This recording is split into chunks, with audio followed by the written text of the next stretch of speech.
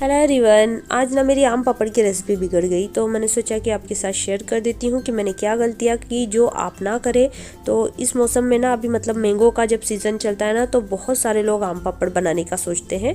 तो अगर आप भी सोच रहे हो ना तो एक बार इस वीडियो को ज़रूर देख लेना ताकि जो मिस्टेक मैंने की है वो मिस्टेक आपसे ना हो और आपकी रेसिपी गड़बड़ ना हो।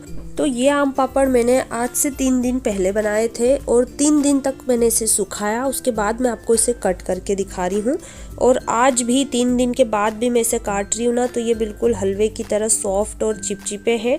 मतलब इसे आम पापड़ तो नहीं बोल सकते, ये एक तरीके से आम का जैम ही है। इस बिगड़ी हुई रेसिपी को सुधारने के लिए ना मैंने बहुत पापड़ बेले और वो सारा मैंने इसमें वीडियो में शेयर किया है कि मैंने इसके लिए क्या क्या किया।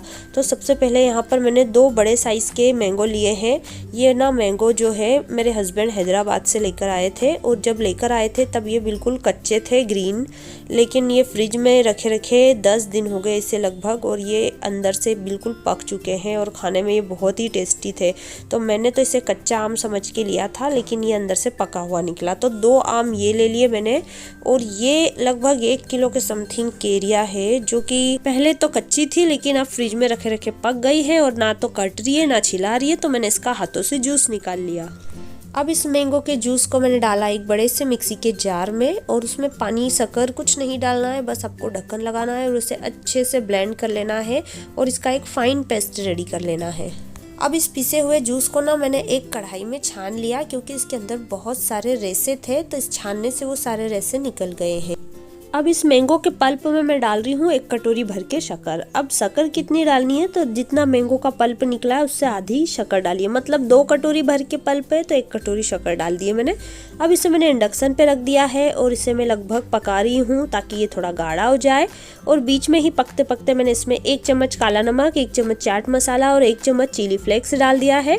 इसके बाद फिर मैं इसे कंटिन्यू मीडियम फ्लेम पर लगातार चलाते हुए पका रही हूँ और अब आप यहाँ पर देख सकते हैं कि ये काफी गाढ़ा हो चुका है। यहाँ तक तो अब आप सोच रहे होंगे कि मैंने बिल्कुल परफेक्ट किया है, फिर मेरी रेसिपी कैसे बिगड़ गई। तो जी बिल्कुल, यहाँ तक मैंने सब कुछ सही किया था, कोई प्रॉब्लम नहीं थी।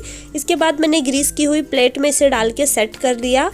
अब मिस्टेक मैंने यहाँ पर ये की कि मुझे इसे सुखाना था धूप में कम से कम 2 से 3 दिन। अब मेरे घर पे धूप आती नहीं है ज़्यादा और जहाँ पर धूप आती है अगर मैं इसे वहाँ पर रख देती तो मेरे घर पे मंकी बहुत आते हैं, बिल्ली भी रहती है, तो वो कोई भी खाने की चीज़ बाहर हम नहीं रख सकते, वो सारी चीज़ों को वेस्ट कर देते हैं। इसलिए मैंने सोचा इसे मैं घर में ही पंखे की हवा में सुखाती हूँ।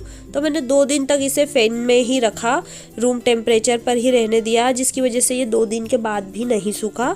तो मेरी गलती ये थी कि मुझे इसे धूप में सुखाना चाहिए था। अगर मैं धूप में सुखाती तो शायद ये बिल्कुल परफेक्ट रहता। खैर अब जो मिस्टेक थी वो तो हो गई, लेकिन मैंने फिर सोचा कि चलो मैं इसे थोड़ा और पका लेती हूँ। शायद मैं इसे अच्छे से पकाऊंगी तो इसके अंदर की जो नमी है वो खत्म हो जाएगी, ये थोड़ा गाढ़ा हो जाएगा और जल्दी से सेट हो जाएगा।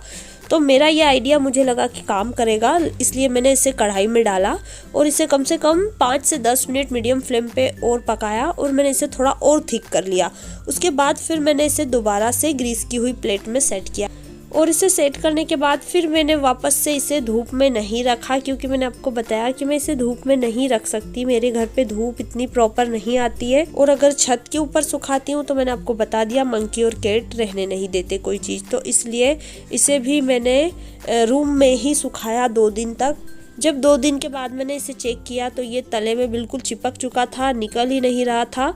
फिर मैंने सोचा कि इसे इस तरीके से स्पून से बीच में इकट्ठा करती हूँ और अब मुझे बहुत टेंशन हो रही थी कि मैंने इतने सारे मैंगो खराब कर दिए। और दूसरी टेंशन, मेरी बेटियां मुझे बार बार पूछती कि मम्मा आज तो आम पापड़ बन गया होगा ना, हम खा सकते हैं ना। तो मैं उन्हें कुछ ठीक से जवाब भी नहीं दे पा रही थी।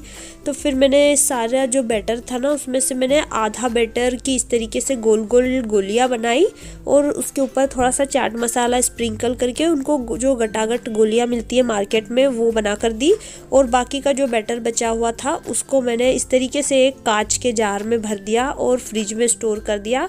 और मैंने उनसे बोला कि ये मैंगो का जैम है क्योंकि ये खाने में तो बहुत टेस्टी लग रहा था लेकिन ये बस सेट नहीं हो पाया था। फिर इस तरीके से मैंने मेरी बेटियों को थोड़ा खुश किया कि मैंने मैंगो का जैम बनाया है और गटागट की गोलियां बनाई है और ये खाने में तो बहुत अच्छा लग रहा था। तो वो इसी में से कंटेनर में से 1-1 स्पून रोज निकाल के खाती हैं।